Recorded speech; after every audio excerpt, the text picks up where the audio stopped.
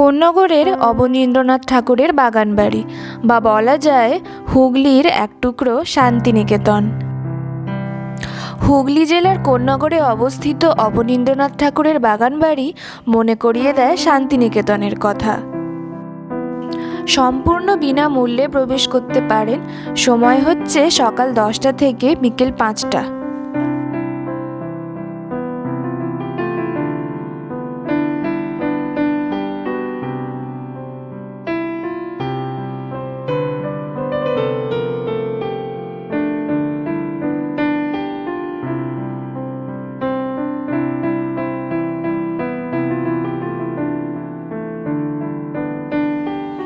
ভিন্ন ভিন্ন রঙের ফুলে সুসজ্জিত এ বাগানটি থেকে চোখ ফেরানো মুশকিল।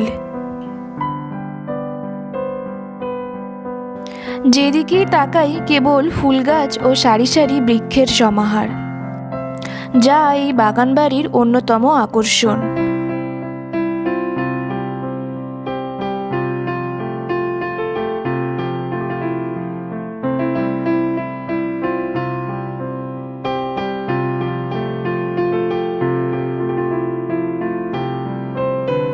নিরিবিলিতে সময় কাটাতে চাইলে ও সারি সারি বৃক্ষকে ঘিরে পাখিদের কোলাহলের সাক্ষী হতে চাইলে ঘুরে যেতে পারেন হুগলির বুকে অবস্থিত এই এক টুকরো শান্তিনিকেতন থেকে।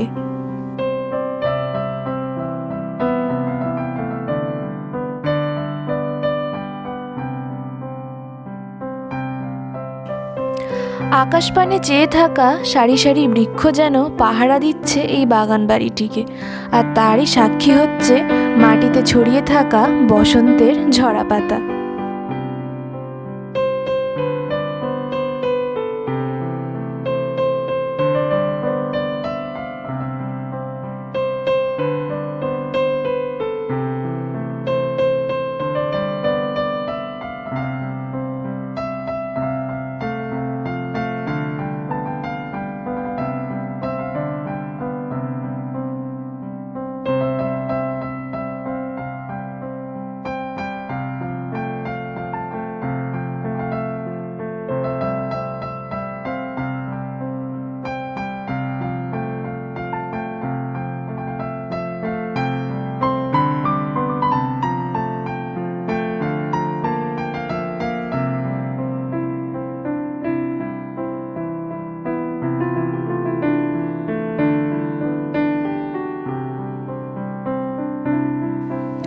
এই বাগানবাড়িকে ঘিরে জড়িয়ে আছে ঠাকুরবাড়ির নানান ইতিহাস।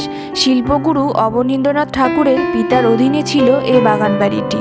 শিল্পগুরু তার ছেলেবেলায় এই বাগানবাড়িতেই থাকতেন।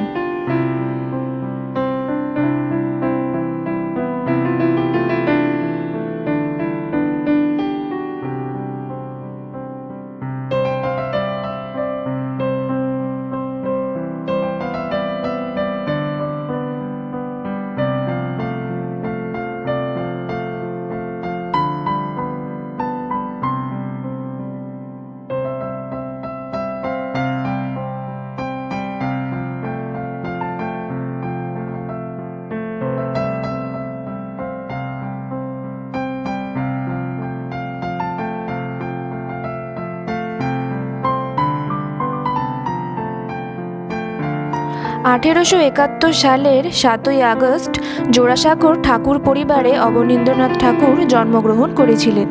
তিনি সকলের কাছে অবন ঠাকুর নামেই পরিচিত ছিলেন। মৃত্যুকালে তার বয়স হয়েছিল 80 বছর। 1951 সালের 5ই ডিসেম্বর তিনি পরলোক গমন করেন।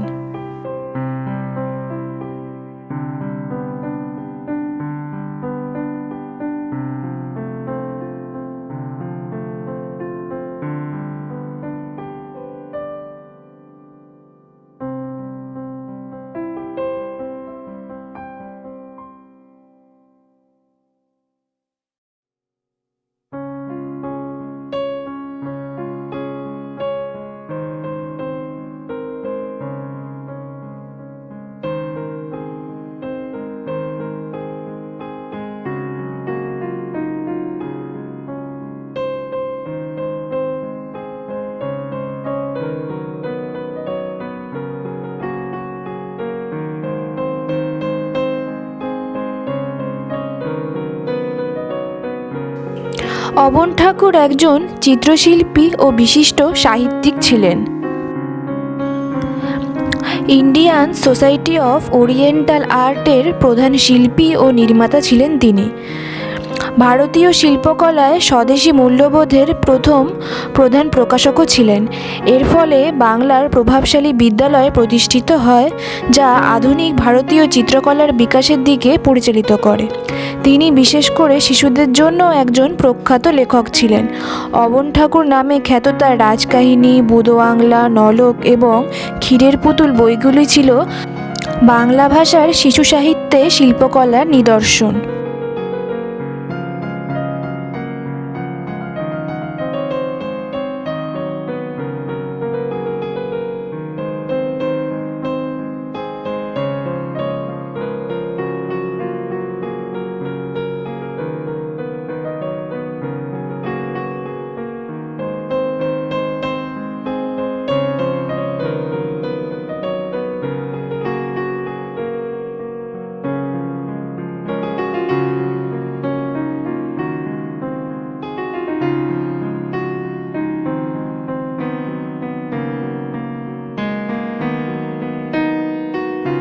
কবিগুরু রবীন্দ্রনাথ ঠাকুরকেও এই বাগানবাড়ির পরিবেশ মুগ্ধ করেছিল, যখন তিনি মাত্র 19 বছর বয়সে তার পিতা দেবেন্দ্রনাথ ঠাকুরের সাথে এই বাগানবাড়িতে এসেছিলেন।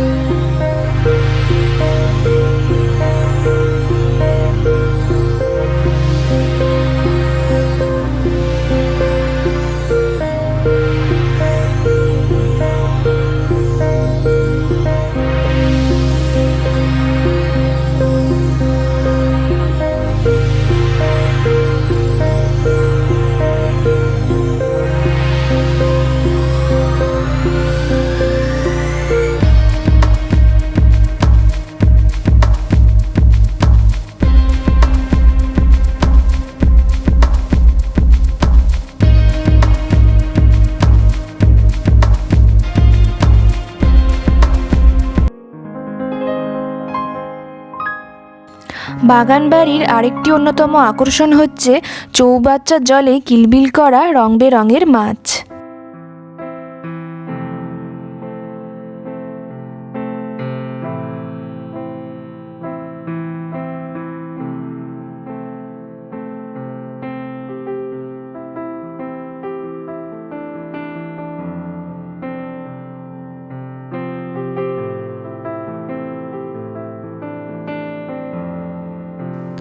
আম, জাম, কাঁঠাল গাছে ঘেরা এই বাগানটি থেকে সামনের দিকে এগিয়ে গিয়েই রয়েছে সুন্দরভাবে বাঁধানো এই গঙ্গার ঘাটটি। গঙ্গার ঘাটে বসে ফুরফুরে মনোরম হাওয়াতে সময় কাটাতে বেশ ভালোই লাগবে।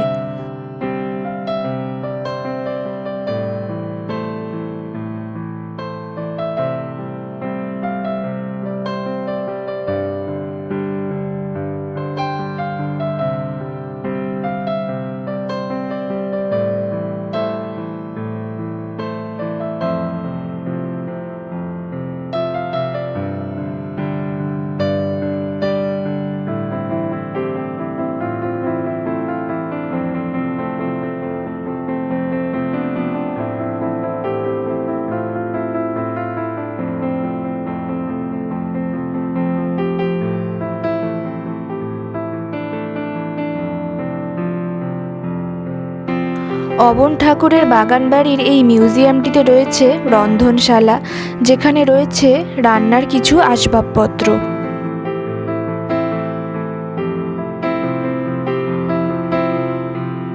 আরও রয়েছে ভাড়ার ঘর, যেখানে রয়েছে মাটির কলসি, হাঁড়ি।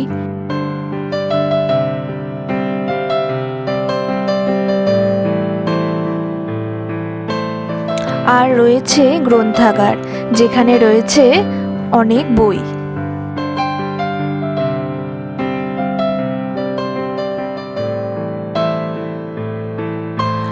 রয়েছে হাতে আঁকা নানান রকমের ছবি, আর তার সাথে আছে অবন ঠাকুরেরও ছবি।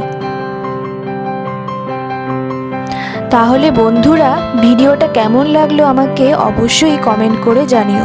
ভালো লাগলে ভিডিওটা লাইক, শেয়ার আর আমার চ্যানেলটা সাবস্ক্রাইব করতে একদম ভুলো না।